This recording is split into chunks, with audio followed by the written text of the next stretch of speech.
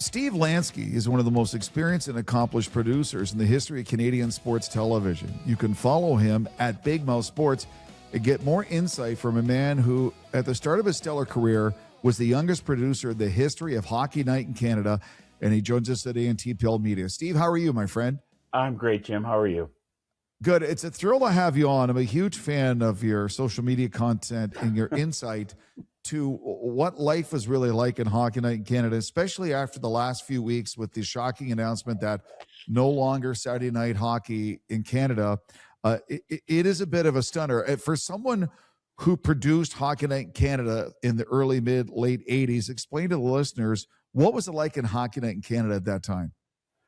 I call it the golden age of Hockey Night in Canada because I started as a statistician. I was a stats guy for 4 years, 79 to 83. And then I was a producer from 83 to 88. And to me, that was the absolute heyday of Hockey Night. I wouldn't say we owned the network, but we felt like we owned the network, which maybe those are two different things, but they weren't to us. And news, CBC News and, the National and us were butting head to head every single time we did a show because we all wanted to own and run the network. And the cachet that came with that, and we wore the baby blue blazers. I look back and I think, I can't believe I was lucky enough to do that for a decade on various levels. It almost blows my mind. And Steve, as someone of my vintage, Don Whitman, Don Cherry, Dave Hodge, Bob Cole, Harry Neal, Jim Robson, Danny Gallivan, the names are on the pantheon of the greatest this country's ever produced.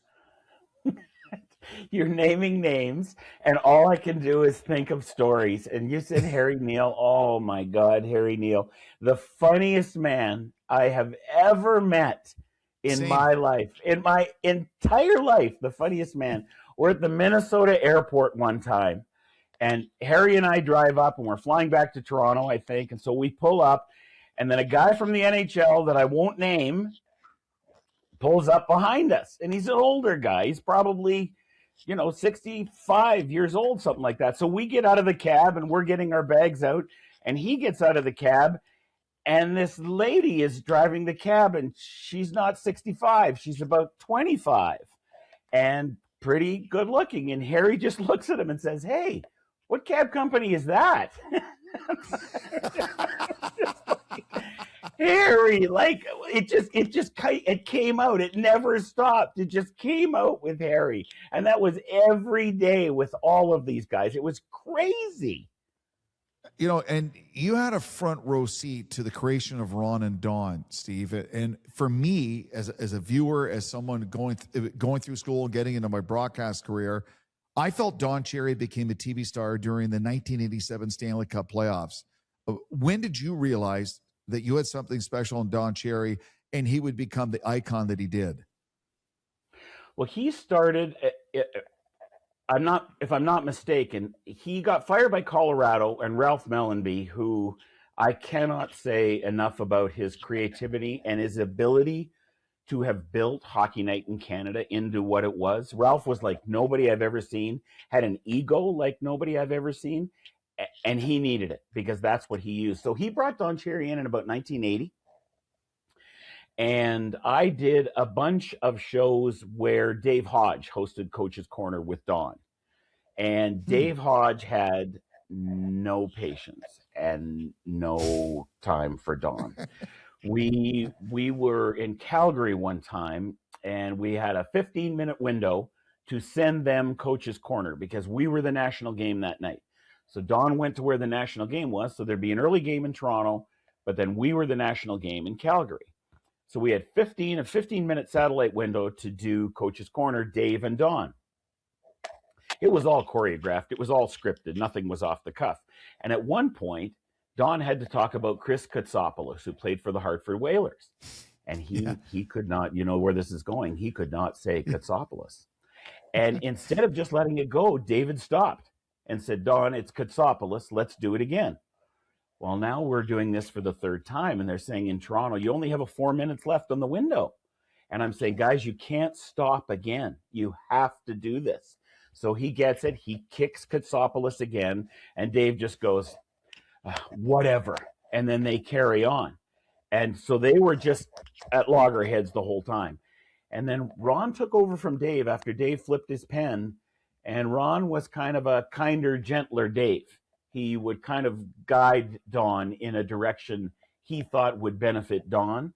Whereas I don't think Dave ever did that. I think Dave and Don were just kind of an entertainment mechanism. And Ron and Don became more than that. And so was it about that 86, 87, 88, that 2 or 3 year window where Don went from being on Hockey Night in Canada to being the guy in Canada? Yeah, that's probably right. That's probably right. And he had a few moments and opportunities. I remember I was in Montreal the night that the Flyers and the Canadiens fought before the game even started. And I know Ron and Don were there. And I was in the studio. I was talking to Don. And he got very upset at one point about something I can't remember.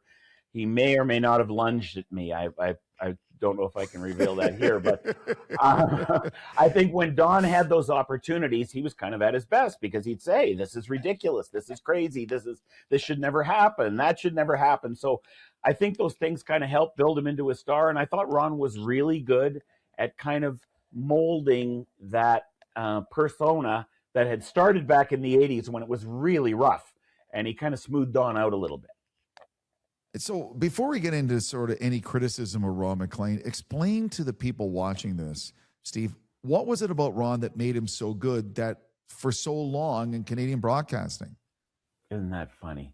So John Shannon, who was our senior producer in Calgary, and we have to replace Jim Van Horn, who's hosting the Flames on 2 and 7, a midweek broadcast, and this is in 1984. Jim Van Horn goes to TSN. We have to replace him. So we're going to audition 11 people, if I recall correctly. I've got it in my notes somewhere, but we're going to audition 11 people. And a bunch of people, guys from CFCN in Calgary, maybe another person from Red Deer, a few more people at 2 and 7. And we're going to basically mock up an intermission. We're going to come back. Jim Poplinski, God love him, came in, and he was our player guest. Yeah. So all the guys would interview Pep. And then we'd go to break. They'd have to throw to break. They'd come back. They'd do some out-of-town scores. We'd throw back to break. They'd come back. They'd do a highlight pack from an out-of-town game that we had built and given them a script for. And then we would finish, and we'd have recorded them, and then we'd look back. And so we're working with the guys, okay, stand by. We're going to break now. You go to break in 10, 9. We're counting them through just like producers do. And then Ron sat down. And Ron was just like he'd been doing this for 20 years. He was so relaxed and so calm and so confident. And he'd say something wrong and he'd go, sorry about that, but here's what I meant. And he carries on, whereas everybody else would get flustered and you could see them. A couple of the guys, you could literally see the sweat coming down. And Ron was just like he'd been doing it forever. And I remember I looked at John and John looked at me and go, "I know we have to finish this, but we're done, right?" And he goes, "Yeah, we're done." And that was it. That was it. Ron was in.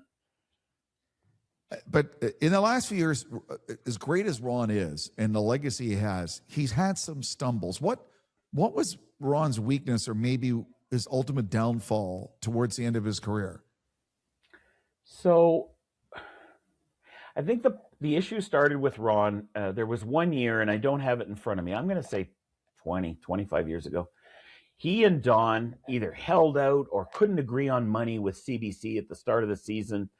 And there was a huge hue and cry from hockey viewership saying, "Oh my God, we can't do this without Ron and Don." And then they came back. And I think when that happens, your head kind of goes and just gets a little bit bigger.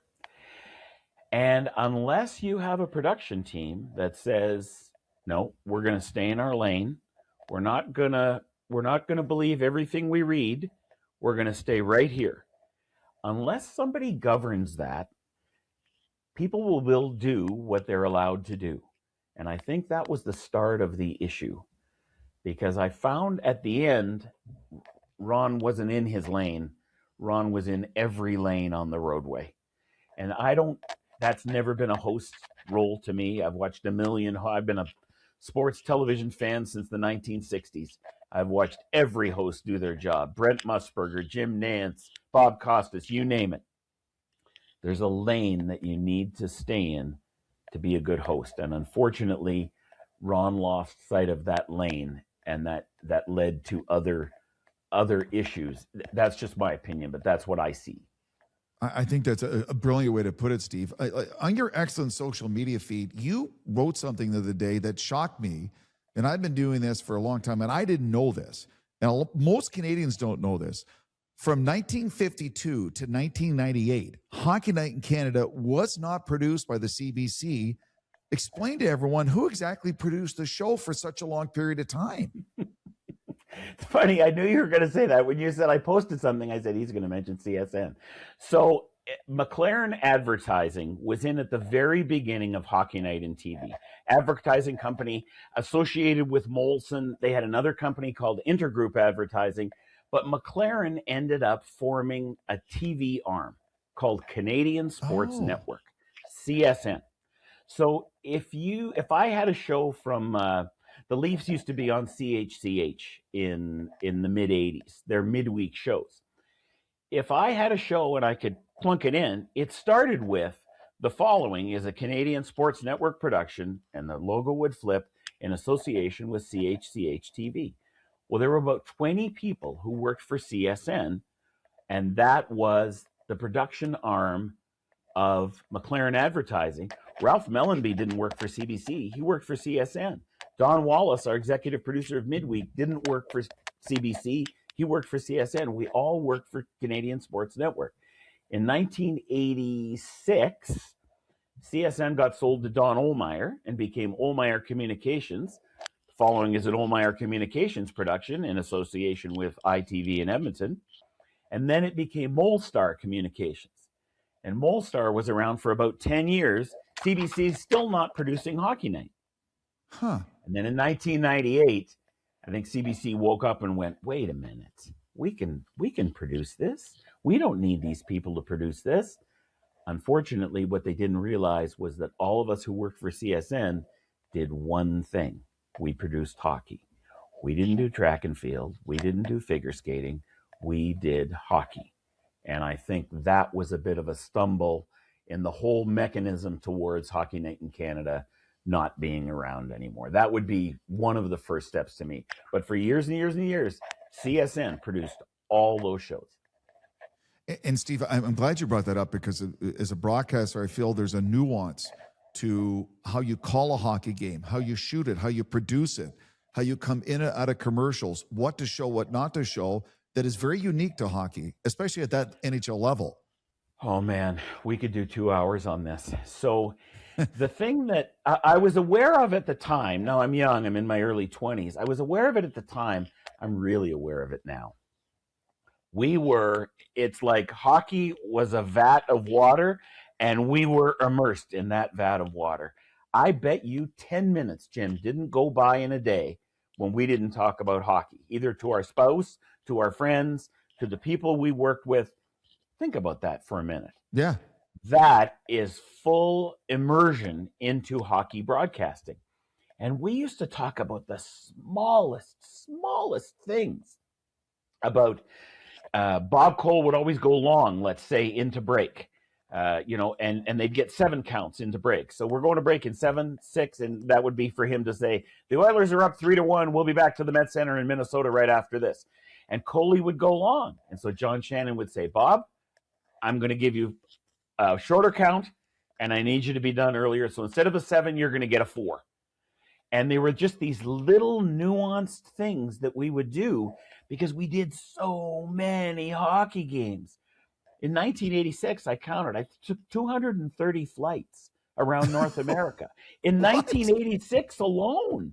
Yes, because we're doing a game here, then we're going there. I remember we'd do a game in Edmonton. We'd fly back to Calgary in the morning, do scripts, rundowns and everything, fly back to Edmonton that night and do a game the next day, because it was before internet and, you couldn't email stuff and things like that.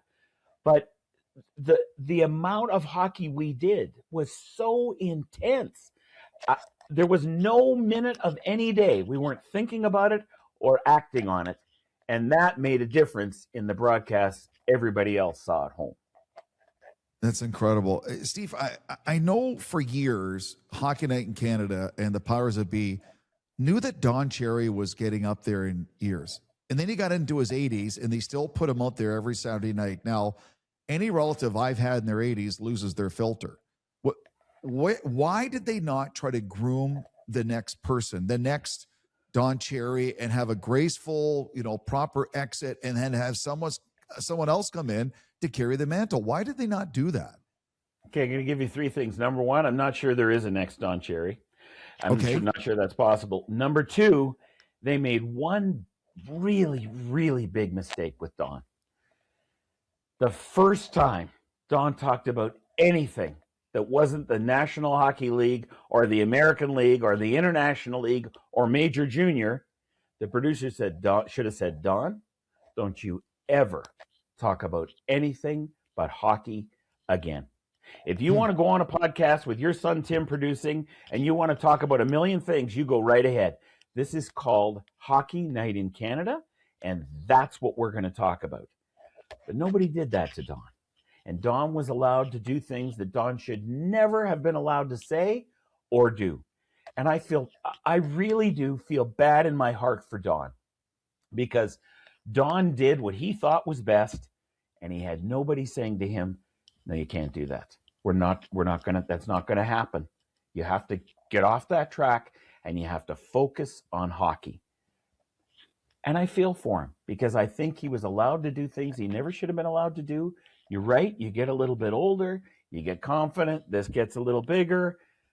I feel bad for him, but I think it was inevitable once they allowed him to start down that path where he could talk about things that weren't hockey. And Steve, I'm convinced it was all because of the revenue and the ratings that Coach's Corner was pulling in. It was becoming, I would go to a sports bar if I wasn't working, and they would turn the volume up because that's what it was. Oh, yeah. Don's on. Everybody quiet. Don's on. And again, that's going to affect Don. Now, he was bombastic from the beginning. Like, I don't know if you've noticed, we all wore the powder blue baby blue jackets. Yeah. Don never even had one. He's not, I'm not wearing that. I'm not wearing that. So there's group photos of us at seminars, and we're all wearing the blue jacket, and Don's wearing this yellow and black plaid thing. That has nothing to do with what we're wearing. So Don was always a bit of a unique character. And you're right. Once you start to read your own reviews, look out, you're going to become a bit of a different person. And that did happen to him over time. I think Ralph did a really good job of reining him in. But when Ralph left Hockey Night in Canada, he retired in 1985 to go and do the Calgary Olympics and some other things. Don started to become a different person. It's always a slow build, and Don was a slow build too. Steve, I'm a big fan of Kevin Bieksa. I've dealt with him, away from the cameras. I think he's a first-class person. I think he's an excellent broadcaster and really brings a lot to the broadcast itself. Will we ever see a time where they'll just have a host and Kevin Bieksa and not 4 or 5 talking heads during an intermission? Because I just kind of like to hear what he'd have to say with a host and just have them a back and forth. Isn't that funny? People have asked me, how would you configure that intermission? How would you? And one of the first things I always say is I would seriously consider Kevin Bieksa as the host, because I think he could do it. He wouldn't have to stay in his lane, because now his lane is quite a bit wider, because now he has this body of expertise. But I think he could do it, and I think it would be. It's happened before. I mean, Pat Summerall was a football player in the National Football League. Then he became a broadcaster. Then he became a host. Then he did golf. All those types of things. So it's been done before. But I'm with you. I think there's a real knack, and some people have it, most don't, to recognizing when somebody has an innate ability to do something. And you're right. I think Kevin thinks quickly. I think he's very smart. He's got a bit of an edge, which I love. I love a bit of an edge. And he also understands what the role is. And I think he could do that absolutely. But you're right. I think he's a good analyst in a good spot when he's in the studio there. I look at the future, not just of hockey broadcasting, Steve, but broadcasting. We're seeing baseball games, the Blue Jays on Apple TV. Now in the National Football League, you need to have 5 or 6 streaming services to watch sports. the old way of watching football on CBS on Sunday and hockey on CBC and the Blue Jays on CTV, and that's how it was. It's gone, and it's gone forever. I mean, I don't know where it's going to go. Do you have an idea where it's going to go for the next 10 years? No, absolutely not. You're right. It's becoming so fractured and so fragmented. And you're right. Like, if I want to watch the Buffalo Bills, like, how am I watching the Buffalo Bills this weekend? Like, you actually have to do research. You have to do research now instead of just flicking on to Channel 6 and that's it. There it is. I think that's what's. Listen, you and I both know money drives everything. Money's going to drive that. If they can, one off a show on a network, or look what's going to happen to the CFL with DAZN and the Yes. games are not going to be on. Then the games are not going to be on TSN. And I just thought, it's starting to become normalized, which I don't love, but that's what's happening. And you're actually going to have to do research to figure out how to watch this game. But it's all about money. And until that changes, it's not going to change. I want to bring up something towards the end here, Steve, something you wrote, and I think is so perfect, encapsulates the last few weeks for Canadians. Everyone's memories of Hockey Night Canada are untouchable. That is important to remember as Canada directs their anger towards Rogers and the end of NHL hockey and the CBC. And I thought it was a good reminder. Those memories I had with my late father watching Hockey Night, watching it with my kids, seeing tears streaming down players' face when they grab the Stanley Cup and the big moments and the milestones, they'll be with me forever. And I'm glad you pointed that out, Steve. It's not going anywhere. I mean, in the late 60s, I remember watching our black and white, and the Leafs were playing, and Bruce Gamble was playing goal for the Leafs, and apparently, I don't remember this, I would mimic every great save that he made, because I loved hockey on TV so much. I remember the 1970 Stanley Cup final. I remember and then to have been part of it to me is just insane. I can't imagine that I got to be part of it and part of the fabric. I mean, I'll be honest with you. I'm sitting in Waterton, Alberta right now. I came down from breakfast to talk to you. The last thing we talked about at breakfast was how great Wayne Gretzky was. And I said, well, when I come back upstairs after this interview, I'll tell you a little bit about Wayne Gretzky. And they're like, no, stop. Tell us now. Tell us. I said, I can't. I have to go. I have to talk to Jim Lang. And they're like, no. And I know they're up there right now waiting for me to come back up. So it's so in our fabric in Canada. They cannot take that away. It can't be done. But unfortunately, it's going to recede into the past. And that makes me more than a little sad. And a few years ago, I wrote a book called My Day with the Cup about what players did with their day with the Stanley Cup. And part of that, a lot of the players was, before they got the cup, was the photo on the ice. And for people don't realize, it was 1988, Wayne Gretzky. He started the tradition of the photo of the team in the Stanley Cup. And I can remember Bob Cole. I get chills thinking about it. Wayne, my boy, and with the voice that one of the great voices in broadcasting, Wayne, my boy, there was no greater compliment. You enjoy, and all the players around him. And, that's still, it's as fresh now as it was in the spring of 1988, Steve.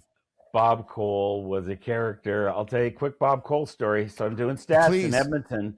I'm doing stats, and this is the first game I met Bob Cole. It's probably December 1979. I'm 17 years old. Bob comes in, sits down beside me. He's got a black cigarette holder this long with the cigarette on it. And of course, he holds it on this side. So, I mean, literally, it's like right here for the whole game for me. He undoes his pants. He loosens his pants. And you probably know all this. He undoes the top of his pants. So now he can sit comfy in the chair. So it gets his diaphragm going, right? I guess it does. So the game starts and something happens and the Oilers score, and it's Curry from Gretzky and Fogelin. So I'm doing the stats. So I write down 17 bracket 99 bracket 2 bracket 418 time of the goal, and I put it right here beside him. And he's like, and now here's Lumley in the corner, and he's moving out, and he hasn't given the scoring play. So all I do, I swear to you, is I just touch his left arm. Oh, no. Oh, yeah. I know about this. You touched him? It's a bad mistake. So I touched his left arm. So he finishes and the whistle, the puck's out of play, and we'll be back right after this commercial break.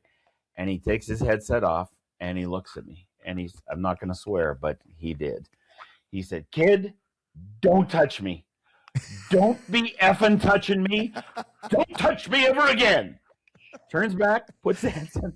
Now I'm sitting there and I am literally like, it's going like this. I am shaking oh my God. And I'll never forget it. And I think John Shannon was in the truck and he said, "What's going on up there?" And I'm like, "Nothing, John.